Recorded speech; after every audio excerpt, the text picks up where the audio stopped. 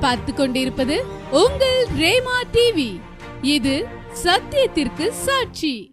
நாம் யாவரும் அப்படியே எழுந்து நின்று இந்த ஞாயிறு ஆராதனையிலே ஆண்டவர் நம்மோடு கூட பேசும்படியாக கண்களை மூடி ஆண்டவரை மாத்திரம் நோக்கி பார்ப்போமா? வாருமையா போதகரே, வந்தம்மிடம் தங்கீரும், சேருமையா பந்திதனில் ஸ்ரீயவராம் எங்களிடம். மகா இரக்கமுள்ள எங்கள் ஆண்டவரே, நன்றி நிறைந்த உள்ளத்தோடு நாங்கள் துதிக்கிறோம், ஸ்தோத்தரிக்கிறோம். அப்பா தகப்பனே, இந்த வருஷத்தின் முதலாவது ஞாயிற்றுக்கிழமையிலே உடைய பாதத்திலே நாங்கள் கூடி வந்திருக்கிறோம் ராஜா. ஆண்டவரே, நீர் எங்களோடு கூட இடைப்பட்டு பேசும்படியாய் ஆவலாய் காத்திருக்கிறோம். ஆண்டவரே, ஆண்டவரே, உம்முடைய வார்த்தைகளை எங்கள் நடுவிலே வெளிப்படுத்தி உம்முடைய வார்த்தையின் வழியாக எங்கள் வாழ்வை நாங்கள் அமைத்து கொள்ள தகப்பனே, இந்த முதல் வாரத்திலிருந்து ஆண்டவரே துதிக்கிற இந்த வருஷம் முழுவதும் நீர் எங்களை நடத்தும்படியாய் ஜெபிக்கிறோம். அப்பா ஆண்டவரே, உடைய அன்பின் மேன்மைகளையும் உடைய அன்பின் கிருபைகளையும் உடைய அன்பின் ஐக்கியத்தையும் அறிகிற அறிவை எங்களுக்கு தரும்படியாய் மன்றாடுகிறோம். அப்பா தொடர்ந்து என்னோடும் எங்களோடு நீர் பேசும், ஆசீர்வதியும். இயேசு கிறிஸ்துவின் நல்ல நாமத்தில் ஜெபிக்கிறோம் எங்கள் அருமை பிதாவே, ஆமேன், ஆமேன். பிரியமானவர்களே, இந்த ஞாயிற்றுக்கிழமை ஆராதனையிலே நாம் தியானிக்கும்படியாக தென்னிந்திய திருச்சபையிலே நமக்கு கொடுக்கப்பட்டிருக்கிற தலைப்பு, அனைவருக்கும் தேவ அன்பை வெளிப்படுத்துதல். தேவ அன்பை நாம் அனைவருக்கும் வெளிப்படுத்துகிறவர்களாக இருக்க வேண்டும் என்கிற தலைப்பிலே ஆண்டவருடைய வார்த்தைகளை நம்ம தியானிக்க போகிறோம். 1 யோவானுடைய புத்தகம் 4ஆம் அதிகாரம் 11வது வசனத்தை கருத்து வசனமாய் கொண்டு நாம் தியானிக்க இருக்கிறோம். 1 யோவான் 4ஆம் அதிகாரம் 11வது வசனம் இவ்விதமாய் சொல்லுகிறது, பிரியமானவர்களே, தேவன் இவ்விதமாய் நம்மிடத்தில் அன்பு கூர்ந்திருக்க நாமும் ஒருவரிடத்தில் ஒருவர் அன்பு கூற கடனாளிகளாயிருக்கிறோம் என்று அந்த இடத்துல ஆண்டவருடைய வேதம் நமக்கு சொல்லுகிறது. நாம் ஒருவரிடத்தில் ஒருவர் அன்பு செலுத்துவதற்கு கடனாளிகளாயிருக்கிறோம். நாம் எதற்காக அப்படி ஒருவரிடத்தில் ஒருவர் அன்பு கூற கடனாளியாக இருக்கிறோம் என்றால், இவ்விதமாய் தேவன் நம்மிடத்திலே அன்பு கூர்ந்திருக்க. அதற்கு அளவுகோல் அதைத்தான் ஆண்டவர் சொல்லுகிறார். தேவன் இந்த மனுக்குலத்தை நேசித்தார். தேவன் இந்த மனித சமுதாயத்தின் மேல் அன்பு வைத்தார். இந்த உலகத்தில் உள்ள அத்தனை பேரையும் பார்த்துத்தான் அவர் சொன்னார், வருத்தப்பட்டு பாரம் சுமக்கிறவர்களே, நீங்கள் எல்லாரும் என்னிடத்திலே வாருங்கள், நான் உங்களுக்கு இளைப்பாறுதல் தருவேன் என்று அவர் சொல்லி இருக்கிறார். இந்த உலகம் முழுவதையும் அவர் நேசித்ததினுடைய விளைவு, அவர் தன்னையே ஜீவபலியாய் ஒப்பு கொடுத்தார். தேவன் தம்முடைய ஒரே பேரான குமாரனை விசுவாசிக்கிறவன் எவனோ அவன் கெட்டுப்போகாமல் நித்திய ஜீவனை அடையும்படி அவரை தந்தருளி இவ்வளவாய் உலகத்தில் அன்பு கூர்ந்தார். ஆகவேதான் இங்கே அதே யோவான் எழுதும் பொழுது சொல்லுகிறார், இவ்விதமாய் தேவன் நம்மிடத்தில் அன்பு கூர்ந்திருக்க நாமும் ஒருவரிடத்தில் ஒருவர் அன்பு கூற கடனாளிகளாய் இருக்கிறோம் என்று அவர் சொல்லியிருக்கிறார். கிறிஸ்தவம் என்பதே அன்பின் மார்க்கம். கிறிஸ்தவம் என்பதே ஒருவரை ஒருவர் நேசிக்கிற ஒரு மார்க்கம். அப்ப கிறிஸ்தவ அன்பு என்பது ஆச்சரியமானது. அது யாரையும் பழி வாங்குகிற துடிக்காது. கிறிஸ்தவ அன்பு என்பது எல்லாரையும் மன்னிக்கிற சுபாவம் கொண்ட ஒரு அன்பு. குற்றவாளிக்கு ஏற்ற தண்டனை கொடுக்க வேண்டும் என்று போராடாது, இந்த குற்றவாளியை மன்னித்து விடுங்கள் என்று போராடும். பல வருடங்களுக்கு முன்பு ஆண்டவருடைய ஊழியர் ஒருவர் ஆண்டவருக்காக வைராக்கியமாய் ஊழியம் செய்து கொண்டிருந்த காலகட்டத்தில் ஒரு நாள் ஒரு முறை அவர் குடும்பத்தோடு வெளியூருக்கு ஊழியத்தின் நிமித்தமாய் தூர ஒரு பிரதேசத்துக்கு அவர் போய்விட்டார். ஊழியம் ரொம்ப மகிமையாய் நடந்தது. அநேகர் ஆசீர்வதிக்கப்பட்டார்கள், அநேகர் மனம் திரும்பினார்கள், அநேகர் தங்களுடைய கிறிஸ்துவ வாழ்வை சரி செய்து கொண்டார்கள். ஒரு நல்ல எழுப்புதலாய் அந்த கூட்டங்கள் முடிந்தது. கூட்டங்களை முடித்துவிட்டு அவர் அதிகாலையிலே தன்னுடைய சொந்த ஊருக்கு திரும்பி வருகிறார்.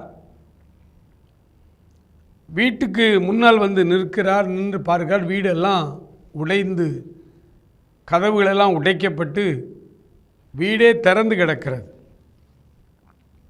அதிர்ச்சியோடு வீட்டுக்குள்ளே போய் பார்க்கிறார்.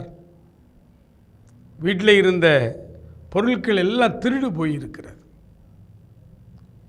கொஞ்சம் பணம், கொஞ்சம் நகைகள், விலை உயர்ந்த பொருட்களை எல்லாம் போய்விட்டது. புதிதாக ஒரு 2 வீலர் வைத்திருந்தார், அந்த 2 வீலரையும் எடுத்துக்கொண்டு போய்விட்டார்.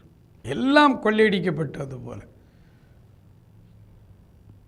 அவர் ஊழியக்காரர் என்ன செய்வது? ஒரு நிமிடம் அவர் தேவ சமூகத்திலே குடும்பமாய் அவர்கள் சில நிமிடங்கள் அமைதியாக நின்றுவிட்டு காவல்துறைக்கு செய்தி அனுப்பினார்கள். காவல்துறையினர் வந்தார்கள், சில நண்பர்கள் வந்தார்கள். எல்லா இன்வெஸ்டிகேஷன் எல்லாம் நடந்தது. இந்த காவல்துறை இன்வெஸ்டிகேஷன் அதிகாரி ஒருவர் உள்ளே வந்தவர், அவர் பார்த்த உடனே நீங்கள் பாஸ்டரா என்று கேட்டிருக்கிறார். ஆமாம் என்று சொல்லியிருக்கு. ஊழியம் செய்கிறீங்க. அவர் கிறிஸ்தவ போலீஸ் அதிகாரி. ஊழியம் செய்கிறவங்க வீட்டிலேயே இப்படி ஒரு சம்பவம் நடந்துருச்சே அப்படின்னு எல்லா இன்வெஸ்டிகேஷனையும் முடித்து விட்டு அவர்கள் போய்விட்டார்கள். இவருக்கு ஒன்றுமே விளங்கலை. ஊழியத்துக்கு தானே போயிட்டு வந்தோம், ஏன் இப்படி ஒரு சம்பவம் நடந்தது, ஆண்டவர் ஏன் இதை அனுமதித்தார்? அவருக்கு தெரியும், ஆண்டவர் அறியாமல் ஆண்டவருடைய பிள்ளைகளுடைய வீட்டிலே அவருடைய வாழ்க்கையிலே எதுவும் நடக்காது என்று அவருக்கு தெரியும். ஆனால் மக்கள் என்ன சொல்லுவார்கள்? உடனே இந்த கடவுளே இல்லைங்கிற கட்சிக்காரர்கள்லாம் உடனே வந்துடுவாங்க. நீங்கள் உங்கள் ஆண்டவருக்கு தானே ஊழியம் செய்ய போனீங்க, இப்போ உங்கள் ஆண்டவர் உங்களையே காப்பாற்றலையா, உங்கள் வீட்டையே பாதுகாக்கலையா? ஆண்டவரை நம்புகிறவங்க, கடவுளை நம்புகிறவங்க என் வீட்டில் பூட்டு போடுறீங்க. ரொம்ப அறிவாளி, பயங்கர அறிவு உலகத்தில் இதுதான்.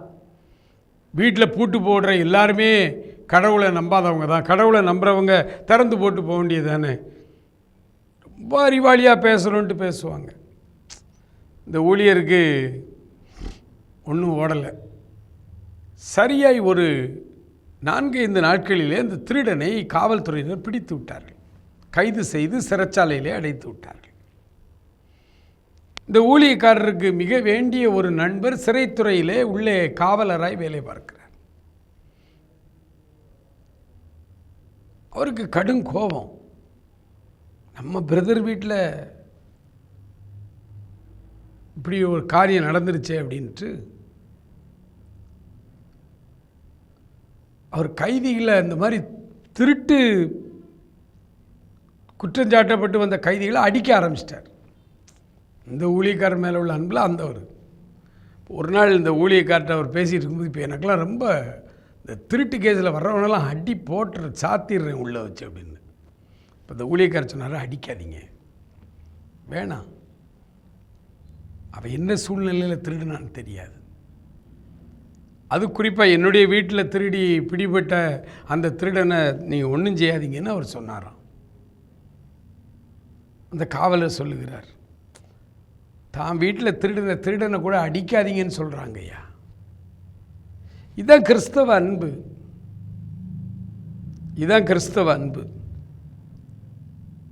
இதே இந்தியாவில் ஒரிசாவில் பாதிரியாரையும் அவருடைய 2 குழந்தைகளையும் ஆஸ்திரேலியாவிலிருந்து ஊழியம் செய்ய வந்தவர்கள் நம்முடைய பகுதிக்கு வந்து நம்முடைய அந்த ஒரிசாவில் இருக்கிற தொழுநோயாளிகளுக்காக ஊழியம் செய்து கொண்டிருந்த அந்த மிஷினரியையும் அவருடைய 2 பிள்ளைகள் குட்டி பசங்களோடு அப்படியே ஜீப்பில் தீ வைத்து எரித்து கொலை செய்தவர்கள். மனைவி வந்தார்கள், நான் அவர்களை மன்னிக்கிறேன் என்று சொன்னார்கள். என் கணவரையும் என்னுடைய 2 குழந்தைகளையும் உயிரோடு எரித்த அந்த கொலையாளிகளை நான் மன்னிக்கிறேன் என்று சொன்னார்கள். அதுதான் கிறிஸ்தவ அன்பு.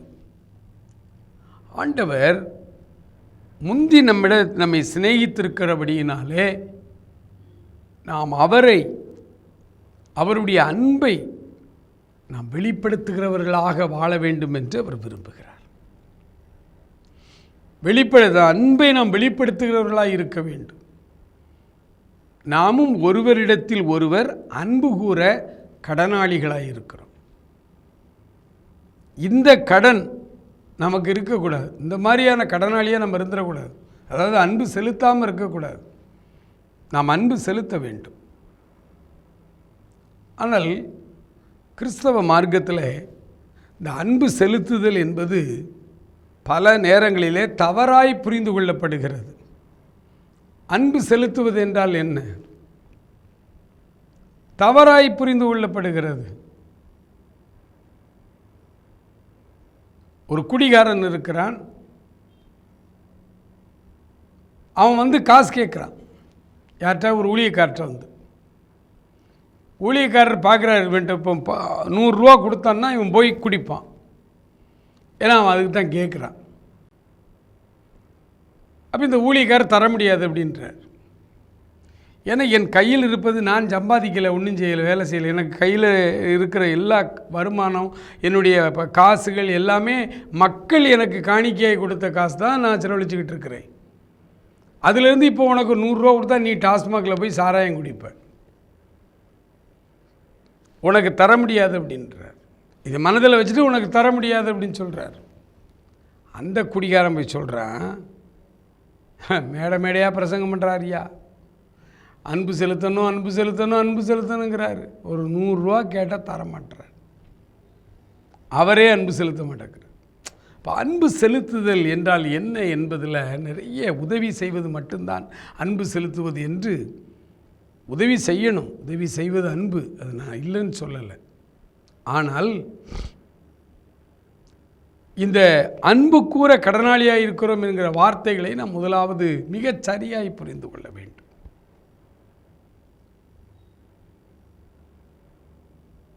ஒரு மனிதன் மீனை கேட்கிறான், அவனுக்கு மீனை கொடுப்பதா அல்லது மீன் பிடிக்க தூண்டில் வாங்கி கொடுப்பதா என்கிறது உலக பிரகாரமான ஒரு பழமொழி. அது சீன பழமொழி என்று சொல்வார்கள்.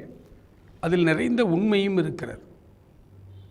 இப்போ அன்பு கூறுகிற அந்த அன்பு எப்படி நமக்கு வருகிறது? தேவனுடைய அன்பு. ரோமர் 5:5 மேலும் நமக்கு அருளப்படுகிற பரிசுத்த ஆவியானவராலே தேவ அன்பு நம்மிலே ஊற்றப்பட்டிருக்கிறபடியினால் அந்த நம்பிக்கை நம்மை வெட்கப்படுத்தாது. அந்த நம்பிக்கை நம்மை வெட்கப்படுத்தாது.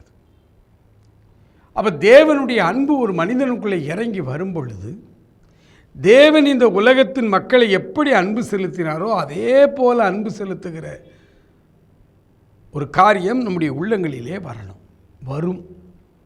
பரிசுத்த ஆவியானவரால் ஒரு மனிதன் நிரப்பப்பட்டால் அவன் அன்பு நிறைந்தவனாய் மாறுவான்.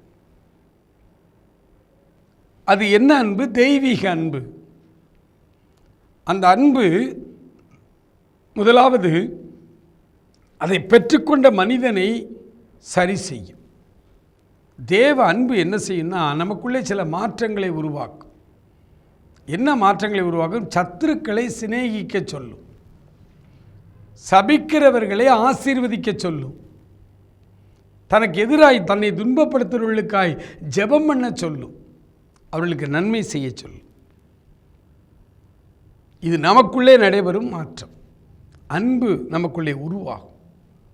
அந்த தேவ அன்பு என்ன செய்யும்னா நமக்கு விரோதமாய் இருக்கிற மக்களை நேசிக்க சொல்லும். எனக்கு விரோதமாய் ஒருவன் தவறு செய்து விட்டான், நான் அதை மன்னித்து விட்டேன், நான் மறக்க முடியவில்லை. எனக்கு விரோதமாய் தவறு செய்தவர்களையெல்லாம் நான் ஆண்டவரிடத்தில் அழுது நான் மன்னித்து விட்டேன், அவர்களை மனப்பூர்வமாய் மன்னித்து விட்டேன், ஆனால் என்னால் மறக்க முடியவில்லை. அதை முழுமையாய் மறப்பதற்குத்தான் தேவ அன்பு நமக்குள்ளே ஊற்றப்படுகிறது. இந்த தேவ அன்பு நமக்குள்ளே ஊற்றப்படும் பொழுது நம்முடைய குணங்கள் முதலாவது அன்பு நிறைந்ததாய் மாறுகிறது. இந்த சமுதாயத்தை இயேசுவின் கண் கொண்டு பார்க்க ஆரம்பிக்கிறோம். முகந்தெரியாத மனிதர்களை பார்க்கும் பொழுது கூட நமக்குள்ளே அன்பு உருவெடுக்கிறது. ஐயோ இப்படி இருக்கிறார்களே. அன்றைக்கு இயேசு கிறிஸ்து திரளான ஜனங்களை கண்ட பொழுது மனது உருகினார், அன்பு செலுத்தினார். மனது உருகி எல்லாருக்கும் அந்த ஒரு கிலோ தங்கத்தை கொண்டு வந்து அவர் கொடுத்துடல. நீங்கள் அப்படித்தான் அதைத்தான் அன்புன்னு எதிர்பார்க்குறாங்க. ஆனால் ஆண்டவர் அந்த திரளான ஜனங்களை கண்ட பொழுது மெய்ப்பன் இல்லாத ஆடுகளைப் போல் இருக்கிறார்களே என்று அவர் மனதுருகினார். உடனே அவர்களுக்கு ஒரு மெய்ப்பனாய் அந்த இடத்துல மாறி இறை அரசின் காரியங்களை பிரசங்கிக்க ஆரம்பித்தார். அது அன்பு. நான் உன்னை நேசிக்கிறேன் என்றால் நீ தேவனுடைய பிள்ளையாய் மாறி பரலோகம் வர வேண்டும். அதற்கு மாற்றாக நீ இப்பொழுது இருக்கிற இந்த பாவத்திலே வாழ்ந்து நீ நரகம் போய் சேருவதை என்னால் தாங்கிக் கொள்ள முடியாது, சகித்து கொள்ள முடியாது. அதுதான் தேவ அன்பு. அந்த அன்பினால் தான் இன்றைக்கு அநேகர் ஆண்டவருடைய ரட்சிப்பின் அனுபவத்தை பெற்றவர்கள், ஆண்டவருடைய அன்பை பெற்றவர்கள் உடனடியாக மற்றவர்களுக்கு அவர்கள் சுவிசேஷம் அறிவிக்க ஆரம்பித்து விடுகிறார்கள். சுவிசேஷம் அறிவிக்க ஆரம்பித்து அன்பு. முதலாவது தேவ அன்பு நம்முடைய சுபாவங்களை திருத்துகிறது, நம்முடைய சுபாவங்களை மாற்றுகிறது. அடுத்து நாம் ஆண்டவரை போல இந்த உலகத்தை நேசிக்க கடனாளிகளாக இருக்கிறோம். ஆண்டவர் இந்த உலகத்தை எப்படி நேசித்தார்? மத்தேயு, மார்க்கு, லூக்கா, யோவான் எடுத்து வாசித்து பாருங்கள். வியாதியஸ்தர்களை கண்ட பொழுதெல்லாம் உள்ளம் உடைந்து போனார். திரளான ஜனங்கள் மேய்ப்பனில்லாத ஆடுகளைப் போல் இருக்கிறாங்களே, இவங்களுக்கு இன்னும் ஆண்டவரை தெரியாதே என்கிற அந்த மனதுருக்கம் அவருக்குள்ளே வந்தது.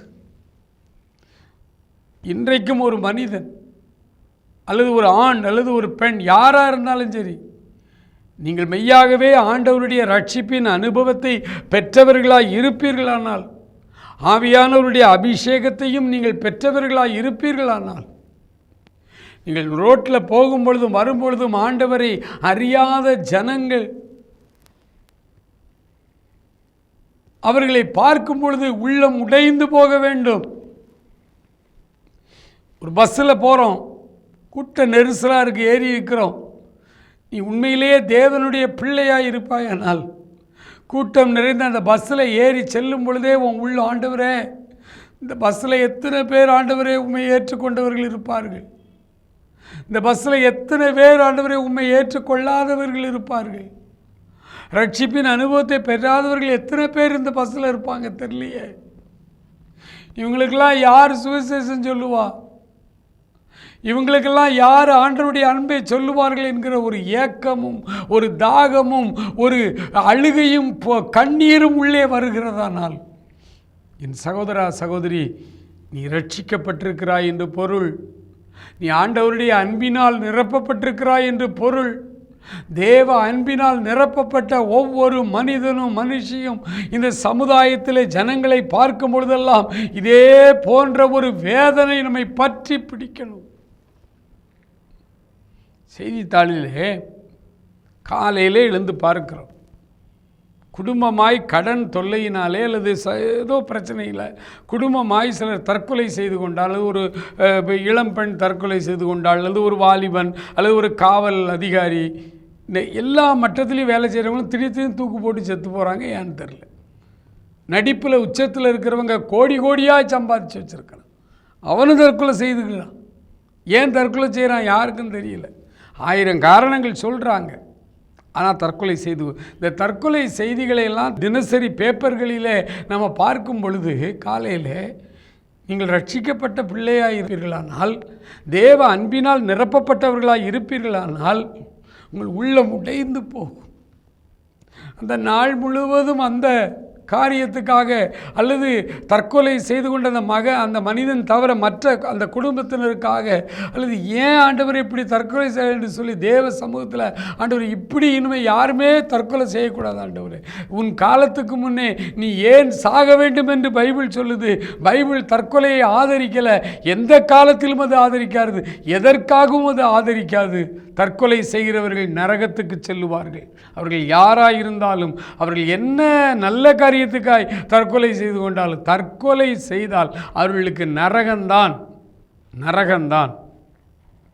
ஆகவே ஒருவரும் நரகத்துக்கு போய்விடக்கூடாது என்கிற அந்த ஒரு ஆதங்கம், ஒரு வேதனை ஒரு மனிதனுக்குள்ளே வருமானால் ஆண்டவரை ஏற்றுக்கொண்டிருக்கிறான், ஆண்டவருடைய அன்பினால் நிரப்பப்பட்டிருக்கிறான் என்ற பொருள்.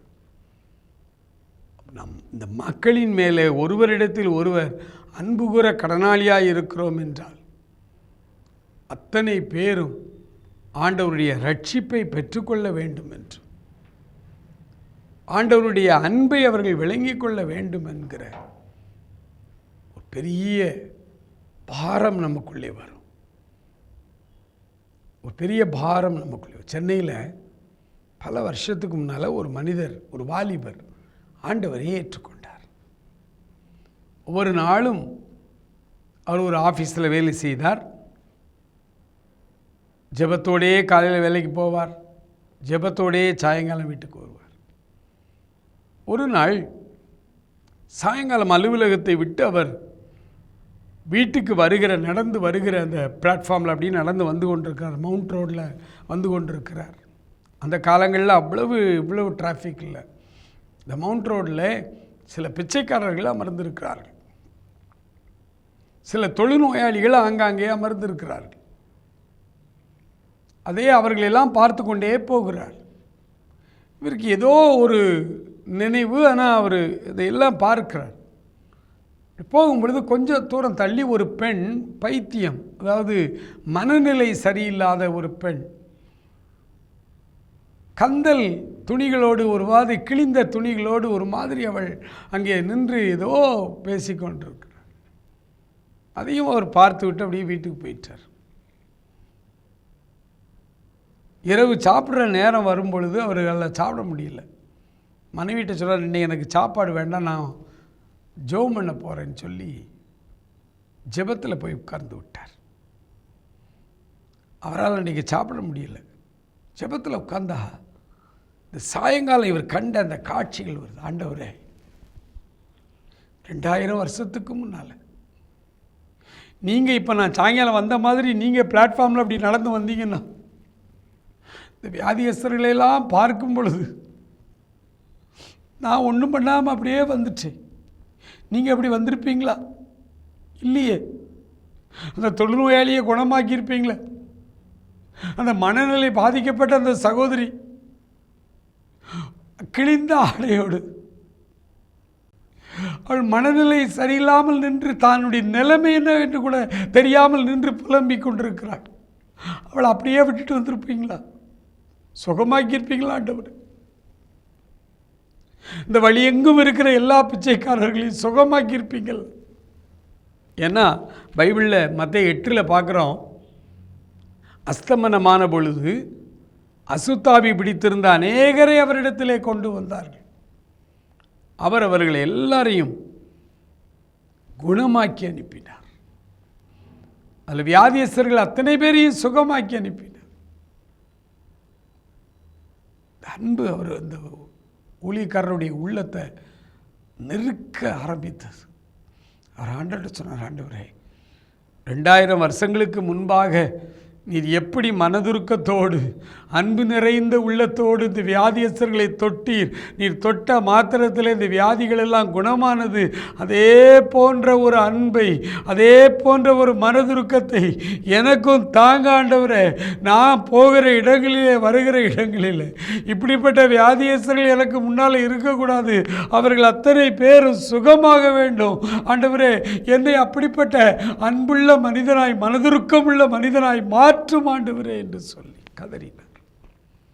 ஆண்டவர் அந்த மனதுருக்கத்தையும் அந்த அன்பு நிறைந்த உள்ளத்தையும் அந்த மனிதருக்கு கொடுத்தார். அந்த மனிதருக்கு கொடுத்தார். அன்பினால் நிறைந்த அவர் ஊழியம் செய்தார். அன்பினால் நிறைந்து ஊழியம் செய்தார்.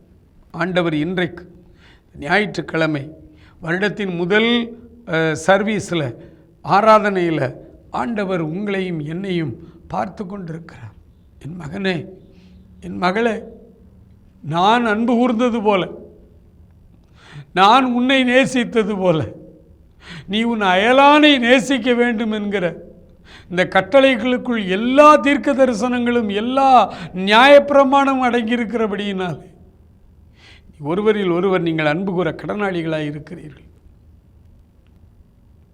ஆண்டவருடைய சமூகத்தில் நாம் கூடி வந்திருக்கிற இத்தருணத்தில் ஆண்டவரிடத்தில் சொல்ல போகிற ஆண்டவரே, நாங்கள் கூடி வந்திருக்கிற இந்த சபையை, நாங்கள் தேவ பிள்ளைகளாய் கூடி வந்திருக்கிற இந்த திருச்சபை அல்லது இந்த சபை அல்லது இந்த ஜெபக்கூட்டம் அல்லது இந்த ஜெபக்கூட ஒரு இண்டிபெண்ட் சர்ச்சாக இருக்கலாம், அல்லது வேறு எந்த ஸ்தாபன சபைகளாக எதுவாக இருந்தாலும், நீங்கள் எந்த திருச்சபைக்கு, எந்த ஐக்கியத்துக்கு ஞாயிற்றுக்கிழமை தோறும் போகிறீங்களோ அந்த ஐக்கியம் ஒரு பெதஸ்தா குளமாய் மாற வேண்டும் என்று நாம் இப்பொழுது ஜெபிக்க போகிறோம். ஒவ்வொரு ஆலயமும் ஒரு பெதஸ்தா குளம். ஒரு தேவதூதன் இறங்கி அந்த குளத்தை கலக்கும் பொழுது முந்தி இறங்குகிறவன் சுகமாவான் என்கிற ஒரு நம்பிக்கை இருந்து அந்த காலத்தில் இருந்தது போல ஒவ்வொரு ஞாயிற்றுக்கிழமையும் இந்த குளம் கலக்கப்பட வேண்டும். ஆராதனை நிகழ்விலே புதியவர்கள் அல்லது வியாதியஸ்தர்கள், பலவீனம் உள்ளவர்கள் உள்ளே வந்து அவர்கள் வந்த வண்ணமாய் போகக்கூடாது. ஒவ்வொரு வாரமும் சுகமளிக்கும் ஆராதனையாய் இது நடைபெற வேண்டும். ஒவ்வொரு வாரமும் இந்த திருச்சபையானது பெதஸ்தாவாய் மாற வேண்டும். ஒவ்வொரு வாரமும் இந்த பெதஸ்தாவுக்குள்ளே வந்து போகிற ஒவ்வொருவரும் ஆரோக்கியம், தெய்வீக சுகம், ஆறுதல் எல்லாவற்றையும் பெற்று அவர்கள் செல்லக்கூடிய ஒரு பெதஸ்தா குளமாய், ஒரு சுகமளிக்கும் மையமாய் நம்முடைய திருச்சபைகள் எல்லாமே, நம்முடைய அது இண்டிபெண்ட் சர்ச்சு, நம்முடைய திருச்சபைகள், ஜெப வீடுகள், ஜெபக்கூடங்கள் எதுவாக இருந்தாலும், ஒருவேளை இந்த ஞாயிற்றுக்கிழமை தேசத்தின் பல கிராமங்களுக்குள்ளே, பல பழங்குடியின மக்கள் வாழ்கிற இடங்களில், தெருக்களிலும், வீட்டினுடைய வராண்டாவிலும், ஆலமரத்து அடியிலும், மரத்தின் அடியிலும் அங்கே ஆராதனைகள் நடந்து கொண்டிருக்கிறது. அந்த ஆராதனைகள் எல்லாமே சுகமளிக்கும் ஆராதனையாய் மாற வேண்டும். தேவனுடைய அன்பு வெளிப்படுகிற ஆராதனையாய் மாற வேண்டும். பிரியமானவர்களே, அதற்காக நாம் நம்மை ஒப்பு கொடுக்க போகிறோம். நாம தான் ஆலயம். நாம தான் ஆண்டவருடைய அன்பையும் மனதுருக்கத்தையும் வெளிப்படுத்த கடனாளிகளாக இருக்கிறோம். அவரிடத்தில் கேட்போம், ஆண்டவரே, இந்த தெய்வீக அன்பை நான் வெளிப்படுத்த வேண்டுமானால் ரோமர் 5:5 கூறப்பட்ட பரிசுத்த ஆவியானவருடைய அன்பினாலும் மனதுருக்கத்தினாலும் நான் நிரப்பப்பட வேண்டும். ஆண்டவரே, கண்களை மூடி நாம் ஜெபிப்போம். மகா இரக்கமுள்ள எங்கள் ஆண்டவரே, நன்றி நிறைந்த உள்ளத்தோடு நாங்கள் துதிக்கிறோம், ஸ்தோத்தரிக்கிறோம். அப்பா, உம்முடைய தெய்வீக அன்பு, உம்முடைய தெய்வீக மனதுருக்கம், நீர் அன்பு கூர்ந்தது போல நாங்களும் ஒருவரில் ஒருவர் அன்பு செலுத்தும்படிக்கு நாங்கள் கடனாளிகளாக இருக்கிறபடியினாலே உம்முடைய அன்பை எங்கள் உள்ளத்திலே ஊற்றுங்கப்பா. ரோமர் 5:5 நாங்கள் வாசித்தது போல தேவ அன்பினால், ஒரு தெய்வீக அன்பினால், மனதுருக்கத்தினால் எங்களை நிரப்பும் அப்பா.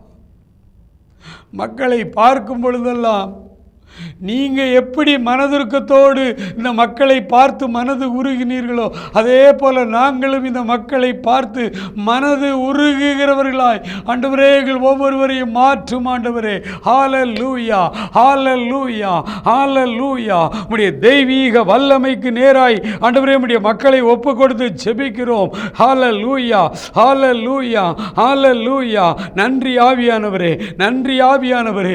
மனதுருக்கத்தின் ஆவியானவரால், அன்பின் ஆவியினால் ஆண்டவரே ஒவ்வொருவரையும் நிரப்புங்கப்பா, ஒவ்வொருவரையும் நிரப்புங்க ஆண்டவரே, ஒவ்வொருவரையும் நிரப்புங்க. உச்சன் தலை முதல் உள்ளங்கால் வரைக்கும் உடைய தெய்வீக வல்லமை உடைய பிள்ளைகளை நிரப்பட்டும் ஆண்டவரே. ஒருவேளை இப்பொழுது ஜெபித்து கொண்டிருக்கிற உடைய பிள்ளைகளுடைய சரீரத்தில் காணப்படுகிற பலவீனங்கள், சுகவீனங்கள், வியாதிகள் எல்லாம் இயேசுவின் நாமத்திலே விலகும்படிக்கு உம்முடைய அன்பும் மனதுருக்கமும் உடைய பிள்ளைகள் மேல் பாய்ந்து செல்வதாக என்று சொல்லி ஜெபிக்கிறோம். இப்பொழுதே உடைய பிள்ளைகளை குணமாக்கும் ஆண்டவரே. ஹல்லேலூயா, ஹல்லேலூயா, ஹல்லேலூயா.